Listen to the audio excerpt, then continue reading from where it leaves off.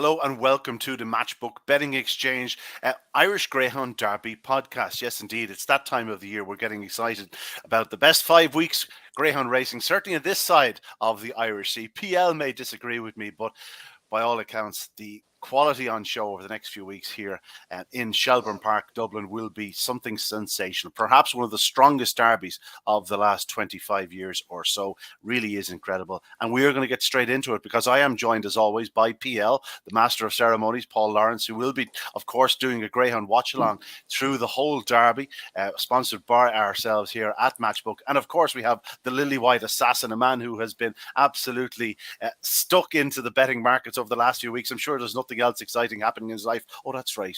He had another new arrival. So perhaps there's a reason why he looks a little bit tired. Gentlemen, you're very welcome indeed. We'll get back to you in one moment. Before we do, let's get the formalities over the line. Remember, once again, we have that wonderful sign-up offer, a £30 welcome offer, money back as a free bet if your first bet loses, and the code there is Insights30, Insights30 the code. So a £30 welcome offer. It doesn't have to be on the dogs, it can be on the horses, the football. More details on them later on, but if that first £30 bet loses, you get it back as a free bet. So it's now time to say hello to the main men. We have two of the greatest greyhound minds in the country and myself, Dylan Brennan, Paul Lawrence. Paul, firstly, you're looking well. You're looking happy as a cat that got the cream. Big month ahead of us. It certainly is. Yeah, actually, my form's not the best at the moment, but it changes quickly. Yeah, just I've stumbled a couple of times this week, but yeah, I had a really good look at the derby, and yeah, you're right. It really looks exciting. I mean, I think the English derby was a really good one this year, and I think it's going to be equally as good, if not better, for the Irish version. So yeah, bring it on.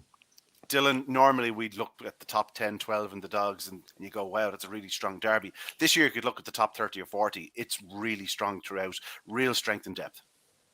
Yeah, like you said, I think it's the most competitive.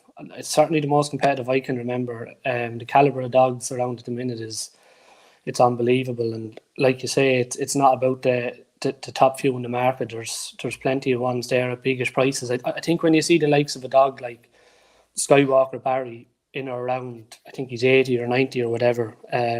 I think that pretty much sums it up, of what's ahead of him. So really looking forward to it, and it's going to take some winning. I know that's the case every year, but whatever wins it this year certainly going to earn it, that's for sure.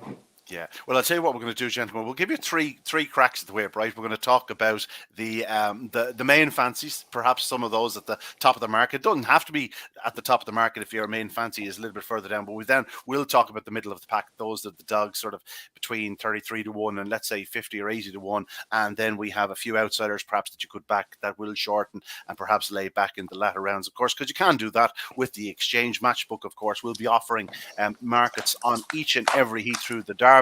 Also, the outright book is up there, still to be fully updated, but it will be well and truly ready to go by the time we get ready tomorrow morning to get really stuck into the derby, which starts, of course, on Friday night, finishes on Saturday. Gentlemen, let's start with the outright fancies. This is the top 10 or 12 in the betting. You'll see the ticker at the bottom there, the Ballinabula Ed at 15 and Coulivanny Hoffa at the same marker, basically disputing favoritism. You have Swords Rex, then Vincenzo, Kildare. We have Explosive Boy, Coulivanny Calvin, 2 in a row, Tullig Surname, Romeo Magico, the English Derby champion, the other Kobe, Good Cody. They are the dogs that are all under sort of the 22 to 1 mark with the exchange. That could change in the coming hours because there will be plenty of money coming in the latter moments. As humans, we're creatures of habit and we tend not to get involved until later, if at all possible. PL, firstly, we'll let you have the first crack of the whip. Is there something that stands out for you? Yeah, there was a dog that I wanted to back, and again, it's funny you say about that, and where money comes late. I think a lot of us, I don't know whether it's the same with Dylan, I struggle to kind of, I see the prices, I struggle to get on them. So when you get closer to an event, the stronger the market is on an exchange, and you tend to get better prices as well. So I was a big fan of One Time Only, and I wanted to back him. I think it was about 40s. Prior to the Champion Stakes final, and he sort of then he got clipped in a little bit to 33s, and I really think that he looks to me to be a really good competition dog. and gives a lot of value. Although he's a July 19 dog, I think Tommy O'Donovan's probably had his problems with One Time Only, but I just think he gives me the vibe that he's just going the right way now, despite the fact he's not a youngster. I just think he's got good experience, and of course he's got good ability. So he would probably be my big value main pick. Yeah, a couple of lines in One Time Only. Of course, he's already a classic winner. He won the Laurels last year. He won the Champion Stakes only a matter of weeks ago. And he's bred by a man called Owen McKenna, who happened to win last year's Derby with Susie Sapphire, One Time Only. Hard to disagree with you, Paul. Good starter. He certainly sees out the 550-yard trip. And I suppose those problems may have worked in his favour because he comes into the competition fresh. He's only had the 2 runs in the Champion Stakes. And other than that, he's been lightly raced this term. And I suppose you do need a dog that's, fresh and able to perhaps improve through the competition. And One Time Only fits the bill. Anything else at the top there that catches your eye? Yeah, well, another dog, and I know you were bigging him up, and I'm not going to. I mean, we are very, very similar in our thought processes. I think we found that out in the English Derby, but I've got to go for Caulavani Hoffer. Michael O'Donovan's dog is 6 from 11. It's June 20. He was impressive when he beat Park Blake and Good Cody. I just think he looks to me like he has got the lot as well, and he looks like a dog that is improving. And of course, Michael's won the Derby before, so he knows how to get a dog over through this grueling competition. So he looks an exciting dog to me, called Manny Hopper. Lovely. Paul, just before we let you go, have you backed anything yet? Real small nibbles. Actually, just nibbling about this morning because, as I say, I've not had a big bet at all. And I think sometimes, Ian, as well, we've said this before, when you see the dogs all run on the same sort of weekend, it just gives you that better vibe as well. So I think I'd rather do that. Although, yeah, I'm just going to fiddle about and bet small, and then I'll probably get stuck in after the first round. Yeah, onto the Lily White Assassin. Dylan, you've had every opportunity to see most of these dogs in the flesh, I'm sure. You're not shy about going to the track. What is your main fancy? Up until yesterday, no pressure on him. It was Hoffa. I think it's hard. I know it's probably popular with everyone, but he's just one of them dogs. It's hard not to be impressed by him. I thought earlier on in the week, the top fancy would be him, but the more I've kind of indulged into it, I've kind of come back to Vincenzo. I can't get away from what he done in the Shelbourne Champion. I love the fact that he improved with each run through it. What he does from the third bend home is just, it's savage. It's to do like he's doing, I think 12 11s, 12 13s and that from the third bend home, but it's not as if he's doing it from a long way back. He can go up well, he can turn handy. As you said in that Champion 550, he's 2.5 lengths clear on the corner. And that's a dog that's only sort of getting used to his surroundings with Pat Guilfoyle. Of course, spent a start of his career around Toaster. Yeah, you see, that's what I'm saying. In terms of, if you're looking at it from a competition point of view as well, I love these dogs that improve with each run. Like that was, I think it was 3 runs, wasn't it, the Shelbourne Champion? Maybe 4, yeah. Was it 4? Anyway, he improved with each run. Done his biggest run in the final, flew out. Like he was always kind of, he was coming from 2 behind the likes of the other Kobe and beating them comfortably enough. Yeah, I just can't get away from him, to be honest. And I think he's been freshened up since then. He trialled back in well. I think he did 28, 38 or 39. So, I think if he gets over the first round, I think he's the type of dog it'd be very hard to keep out of the frame. So I've kind of edged him over Hoffa as the main fancy. Yeah, obviously trained by Pat Guilfoyle, who's won the Derby before with good news. He's an expert handler. He doesn't have a huge string, but he, from what I've seen of his kennel, it's probably the cleanest kennel in the country. In fact, probably the cleanest kennel in the world. Absolutely sparkling. I was writing down his dogs as well. He's got a great squad again, isn't he, of real quality dogs. Well, this time last year, he had the hottest favourite for Derby success in a long, long time, Explosive Boy, who is back, of course, the reigning dog of the year. He didn't win the Derby last year, but got to the final. It was second favourite in the decider. And Explosive Boy is 18 currently on Matchbook. Vincenzo, who you spoke of there, Dylan, currently 16-1, 17 on the Matchbook. Certainly a two greyhounds with outstanding claims for Pat Guilfoyle, and he also has a certain good Cody who I'll be mentioning in a moment. Vincenzo's just doing everything right, and obviously Vincenzo, an explosive boy, owned by both Peter and Cheryl Sutcliffe as well. So yeah, not a bad man for picking up a dog. No, he's got, like you said, he's even got Weekend Dream in there, who you wouldn't be discounting either at a bigger price, So he's it's a savage hand. It's a nice hand to be going in with, that's for sure.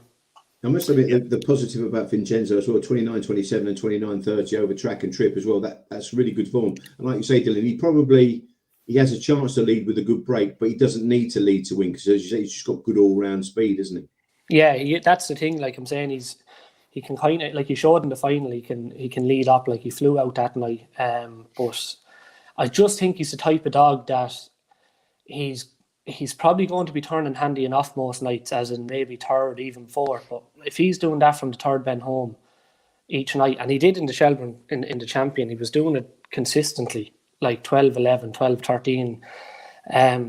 It'd be hard to keep him out of the frame if he's coming home in that each week, So I just think he's the type of dog. I think you can see him going deep into it, and if he keeps improving like he did in the Shelburne Champion, who knows what he can do. Well, there is a very strong possibility also that he has now got to grips with his new surroundings, that he's turned into a proper greyhound, he's matured, and who's to say he's not just going to start blitzing the lids and doing it from the front. Now, that is a scary proposition.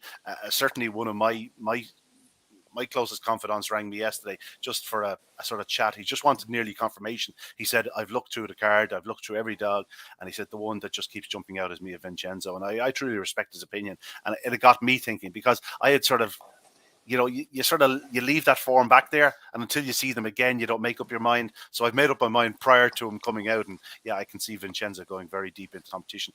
So two good selections there, one time only Vincenzo and a couple of others mentioned then. Anything else, Dylan, that catches your eye? That obviously you've mentioned Coulivanny Hoffa. Anything else there at the top that you'd like to perhaps have a nibble on? Yeah, funny enough, the first two dogs I only backed Vincenzo actually. This week, the first two bets I had were Hoffa and Mustang Jet. Mustang Jet ran back in, I think it was back in early July. He was second to Park Blake. Now, before that run, I think he was after doing a couple of the big low 28 runs before that, if I'm not mistaken. He obviously caught the eye. I just had a question mark over the Derby trip, whether it'd stretch him a bit.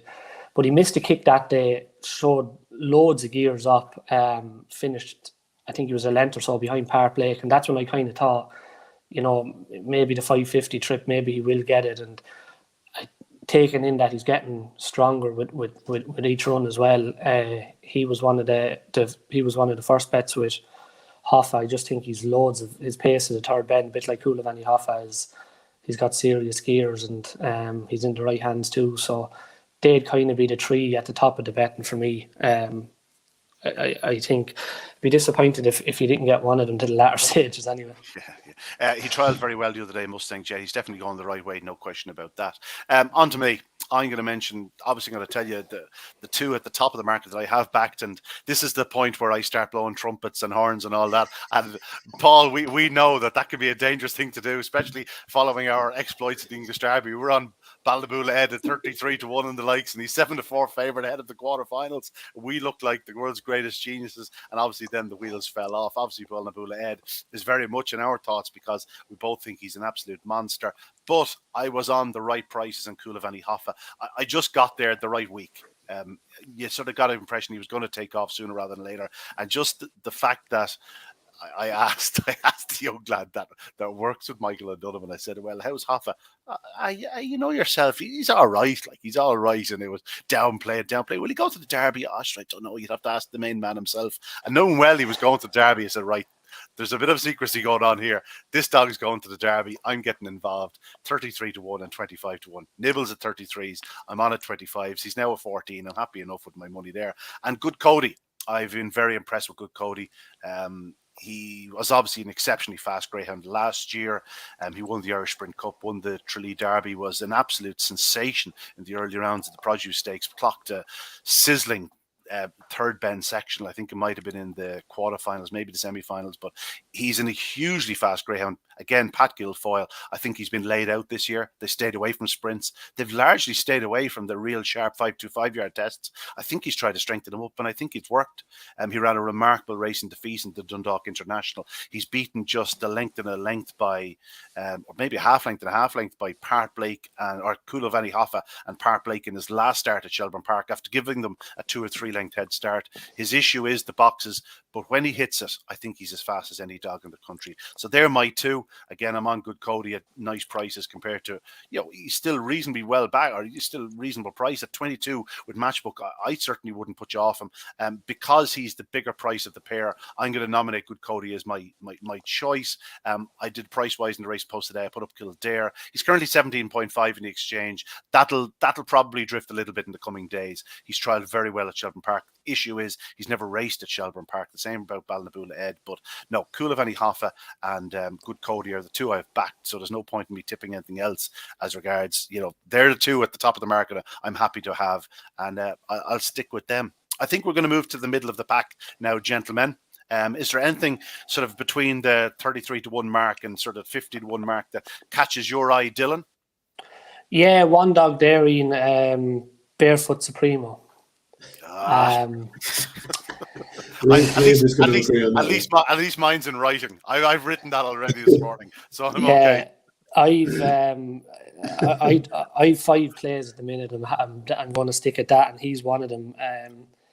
Just for obvious reasons, he's just got serious gears. He's the type of dog that'll be hard to keep out of frame. He comes into it fresh. He's trialled really well.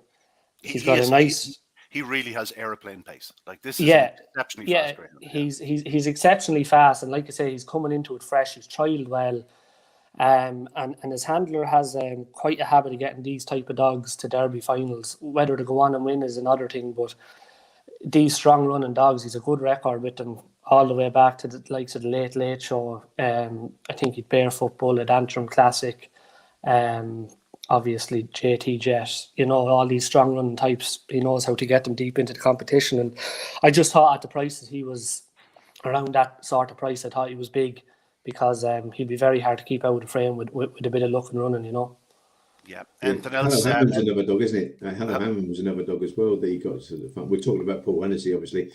Listen, Ian, was it your own eyes or was it also a bit of help? Were you influenced with Barefoot Supremo by a certain young fella? No. I must say that was no, were you? That's just one I like.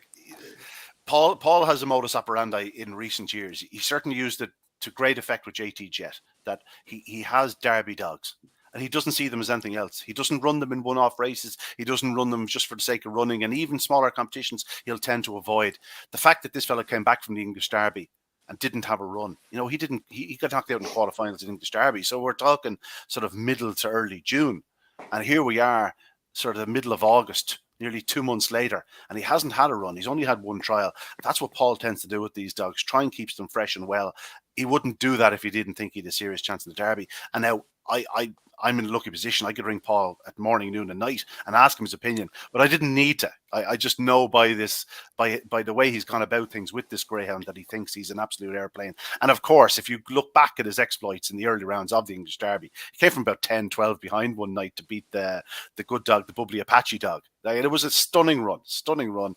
And prior to that, he was a semi-finalist in this Easter Cup earlier this year, and how he was knocked out of the semi-finals I still don't know. He was desperately lucky, and what he had shown in the Easter Cup was that he's not a one-trick pony. He doesn't have to do it from 5, 6, 8 off the pace. He can turn a bit closer than some of the big finishers that we traditionally talk about, the likes of the Hello Hammonds and those dogs. Like, this fellow will be in front of them and finishing as fast, and that's why I thought for me he was a very much a standout bet to get into the closing stages. So it's hard.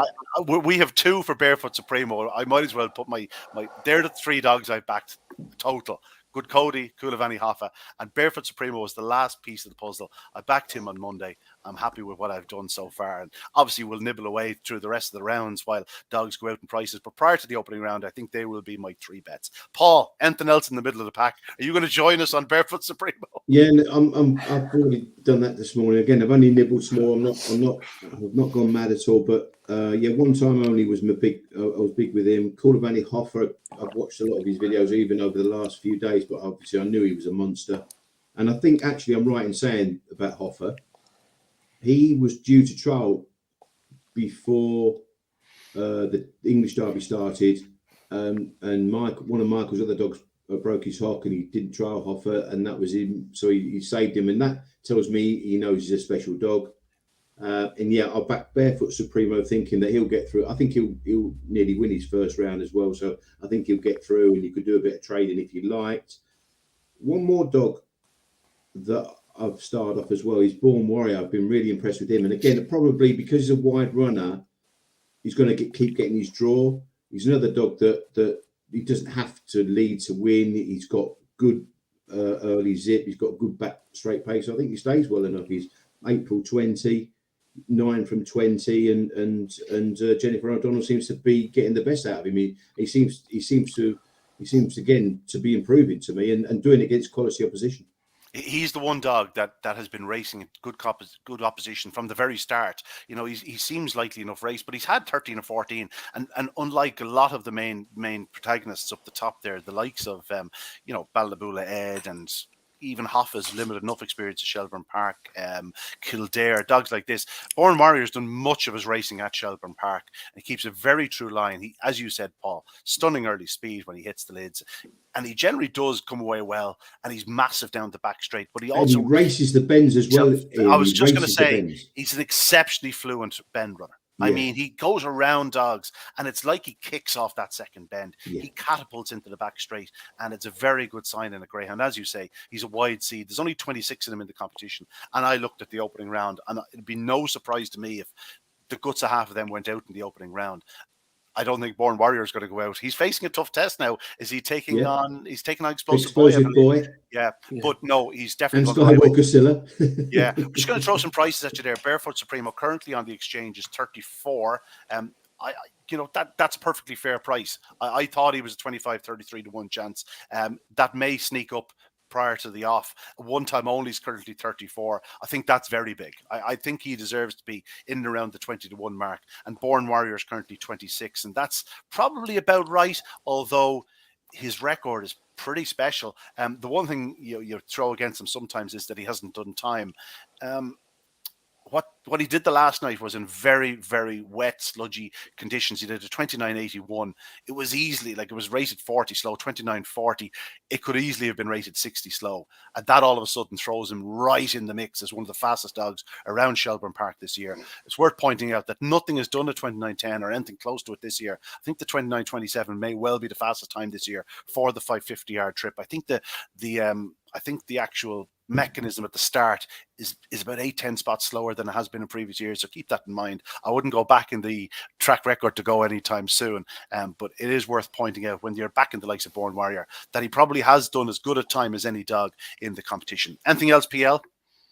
I haven't backed him, and the White Flash for me is an absolute aeroplane, and I know I spoke to Pat actually at the weekend, and he said that he came back from Toaster a really tired dog. He said a lot of the dogs actually came back quite tired after the campaign in Toaster. And I've got a real big affection for this dog, and I've actually seen him in the flesh. I went to see Pat down in Southampton when he was over here and walked him as well. And he's just a monster of a dog. I love him. And I've been privileged to see him when he trialled in Toaster.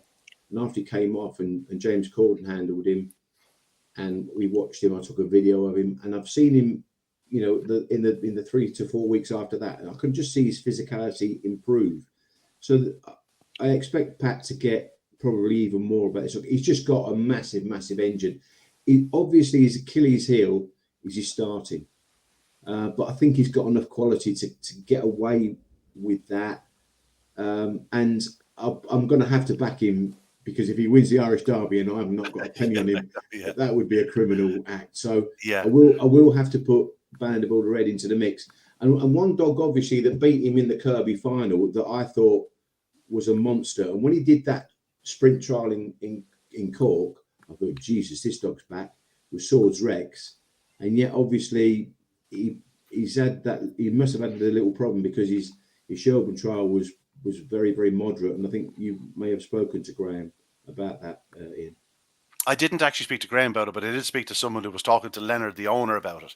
Had a bit of a hip problem, but they were always confident that he'd be back for the Derby. Now, obviously, the trial was so poor, you'd be very disappointed. But I have heard a whisper from, let's say, someone who works for the sponsors, that there has been money for him in the last couple of days. Now, that would be a very encouraging sign. That would be a very encouraging sign, and it's smart money. It's not it's not just you or me backing it because we think it's life. It's someone that knows about the dog. Yeah, very fast greyhound. Just getting back to Ballinabula Ed, their PL, I have to agree with you. I think if 156 dogs were in the competition and every one of them was 20-1, there's only one greyhound we would be backing, is Ballinabula Ed. I think we both believe he's probably the fastest dog in the competition, and I think the Shelburne traps will suit him better than Toaster. I think there's less movement in the Shelburne Park traps, and the mechanism does seem that bit more consistent. Plus, the hare driving in Ireland is something the Ballinabula Ed is more used to.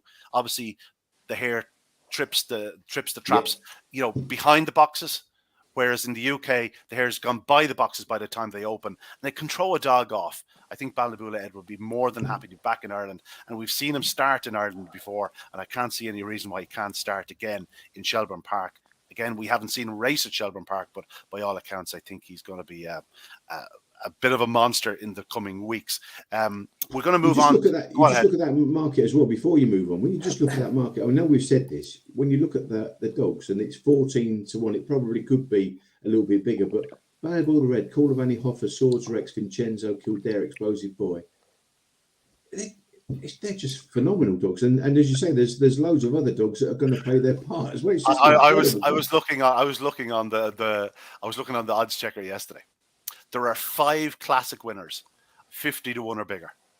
Now work that one out. 5 classic winners, and it's not as if these are classic winners from 2 years ago. Like, these are classic winners. Like, one is Priceless Jet, obviously, who was an English Derby finalist, broke the track record at Toaster in the quarterfinals, and he's won a Corn Cuchulainn. He was an English Derby finalist only 2 months ago. So these aren't has-beens by any stretch of the imagination. Sing Along Sally is 50-1. Like, that's just mind-boggling stuff. You know what I mean? She's run up last year, and PL describes her as good as ever. I see prices yet 67 on Matchbook Exchange at present if you want to have a nibble. We're talking about strong running dogs that will get a box. Well, he's out in 6. He's going to get his trap most nights. He can do it from the front or from behind. And again, hasn't had any racing since Toaster. He's one that could represent a bit of value going forward. Back to lay. Speaking of which, let's get to the outsiders. Are there any outsiders that caught your eye, Dylan? Usually when I go through the market, I start from the outsiders because I love a bit of value, but I actually struggled a little bit on this. There was one dog that jumped out at me. He's very young, might be a year too soon maybe, but I've been really impressed with Callaway Pro-Am. He's come out of Bogger Bible, as he was known. Used to be Bogger Bible, races, he won a stake, I think, in Clonmel. He really impressed out with Clonmel, doing 16:03 to the third bend and 16:18 in his 2 wins down there. And he came up to Shelburne, trialled well. He missed a kick last week or the week before. I think he was second to Fernandez. But I thought he showed massive pace down the back. Like I said, he's not due till next month, so he's young. Just be a fear that might be a year too soon for him. But I just think at a bigger price, I think he has loads of ability, and I don't think he's finished improving. So I'd keep an eye on him. I think he's very decent. Yeah, 2 things in Callaway Pro-Am. Firstly, the last night you were talking about the in Shelburne Park, astounding pace down the back straight. Absolutely flew down the back straight. I know he does catch the eye. Like, Paul refers to Ballinabula Ed as the white flash. Well, this is a similar type greyhound. He's a big, white, strong, beautiful moving greyhound, and he just naturally draws the eye. But he did show huge pace down the back straight. You speak there of we might need another year. I did the maths the other day. The first season is the year to win your Derby PL. We've seen it so often. The last true second season greyhound to win the Derby was Rural Hawaii. Prior to that, it was College Causeway. So you're talking 2016 and 2009. Each and every winner in between and since has won a Derby within a year of their racing debut. and that includes some really, really top class greyhounds. Coming into a race, coming into a derby with 8 or 9 starts in your card isn't a bad thing necessarily. It means you're fresh, still open to somewhat improvement.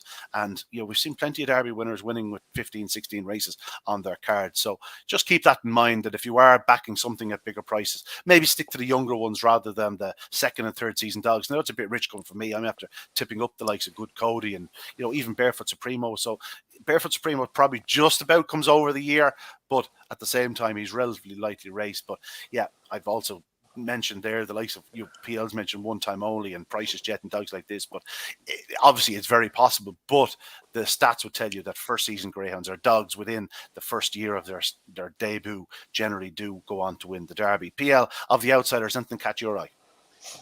Do you know a pitch that I really liked, and again probably through Pat, was Stream of Sydney, but she's drawn in a really hot heat.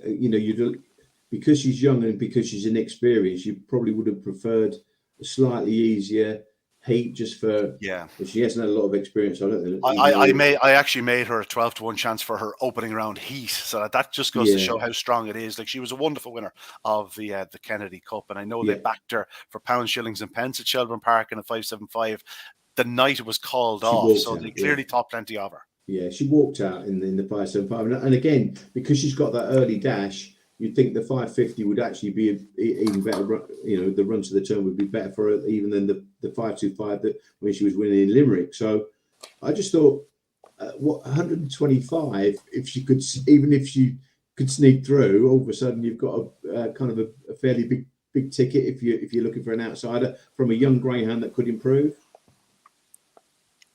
Yeah, certainly improve.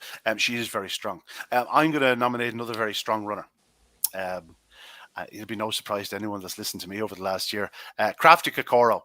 She's currently 67 on the exchange. That's generally her price, or you can certainly get 66 about. So the 67 is spot on the money. She returned this year after a bit of a layoff, after having picked up a bit of an injury into the Corncullen. Now, obviously, a 6-bend prep isn't ideal, but we've seen it happen before. Dogs like Price's Jet have flown after a Corncullen challenge. Prices, or Ballymac Kingdom did the same. He ran over 750 and then took off to get that bit of confidence. And I think it really has worked the trick with her. She improved through that competition. You could see that she was brought back probably short of work, and she improved round on round on round. She's after winning 3 times over 750 yards, and then last time out she stepped back to 550 yards in an absolutely red hot 550, a bitch 550. She was beaten by another very talented lady called Bocco's Crystal, who's certainly worth a look at biggish prices. She absolutely rocketed home in a red hot contest. Like, this contest would have done justice to a Derby semi-final. I know it's only the ladies, but it really would have done justice to a Derby semi-final. And the fact that she's improving week on week, getting back to what she looked like she was at the back end of last year, she is going to be very hard to keep out of the frame. And I say this about her, and it probably equates to the likes of a Barefoot Supremo also, that the better company she's in, the better it is for her. She doesn't have dogs to run into early on. She gets a chance to look at them from behind and pick her spot. And I think she will go deep into the competition, Crafty Kokoro. That's my outside selection, perhaps with a view to laying back later in the rounds. Of course, that's what you can do with Matchbook, with the exchange. Is there anything else, gentlemen, you want to give an honourable mention to? You actually mentioned her there, Ian, Bocco's Crystal. I was very close to going in on her, and I kind of decided against it, and I'm still humming and hawing, but I probably will lay off her. But I do think she is the type of bitch. She was really good last week, or 2 weeks ago. I was 6. She cut across. She had a bit of a coming together going to the bend, flew down the back, 29.47. She's drawn 2 in the first heat on Saturday night, heat 14. Against Crafty Kokoro. Against Crafty Kokoro. And I just, looking around her, if she comes away level, she's going to get clear on. There's no early around her. I think you could knock 2 or 3 lengths off that clock a couple of weeks ago. She could rightly shorten up after the first round if she does come out and do a 29.30 or whatever. Whether I'd like to be on her later in the competition, not so sure, but I'd keep an eye on her. I think she could do a big run Saturday night, shorten up a bit. PL, I'm not sure he's changing any nappies because he's not missing a trick. If he's changing nappies, he's doing it in front of the laptop. You can be absolutely sure of that. Yeah, I absolutely. I've tipped up Bocco's Crystal to beat Crafty Kokoro. Don't get me wrong, Crafty Kokoro will probably progress or should progress. But yeah, Bocco's Crystal has a great makeup, and if she does hit the lids, you know, what she did there a couple of weeks ago would be good enough to, yeah, as you say, do a 20 to 30 around Shelburne Park. And I don't think her price will last too much longer. And she is worth the second look, PL. Yeah. And I must admit, by the way, Crafty Kokoro, I just think I love it a bit. So, I mean, but probably more of as a six-pen bitch than a Derby or an Oaks bitch necessarily. I just think I don't blame them for putting her in the Derby. Don't get me wrong. But by the same token, I just think, you know, she is an absolute that tussle that she had with Patrick's bitch. That Magical was just, Poppy. Yeah, it was just incredible.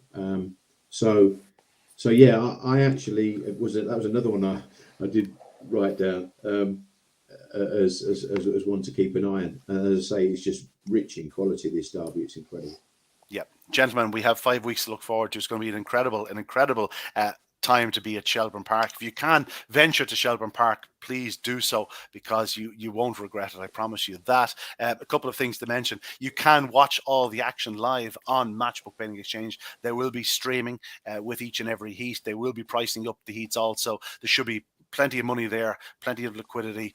Certainly towards the end of the time, the last 3 or 4 minutes before the off, you'll be able to probably get on what you want. So make sure to get involved with Matchbook Betting Exchange through the entire Irish Greyhound Derby. A couple of other things we want to mention, folks. Just I know you boys are keen on watching a bit of football and the horse racing. Matchbook Insights. Why not join them there? And they'll be doing you can get a recap of this weekend's football and horse racing tips. Obviously, a big weekend in the Premiership and the Championship and League One. Of course, wonderful football across all of Europe, and then a big weekend also for horse racing. So why not do that? And last but certainly not least, just a reminder of our sign-up bonus. Insights 30 for your £30 welcome offer. Money back is a free bet if your first bet loses. And again, that bonus code is Insights 30. You've heard the opinion of the best in the business, Dylan Brennan and Paul Lawrence, and I also gave my oar. Hopefully we get the winner. I was lucky enough. I think PL, you may have also tipped them up. Did we both get Romeo Magico in our last? We did. Both went for Romeo Magico on this podcast. The first preview podcast, we both went for Romeo Magico, and it must be pointed out that in our previous guys in the Maiden Derby, I went for Hell of a Kerfuffle as well as one of the outsiders. So I'm bidding for a quick hat-trick. Not quite the perfect hat-trick, left foot, right foot header. But you know what? I'll take it. I'll take it if one of mine come up. Gentlemen, it's been real. Best of luck. We will talk to you in a week's time when we will have definitely seen the Derby winner in action. We're probably no closer to knowing what it is, but it'll be down to the final 96, and it's going to be a wonderful, wonderful few weeks. And I look forward to sharing it with the lily white assassin Dylan Brennan and the master Paul Lawrence. Gentlemen, pleasure as always. We'll see you next time, folks.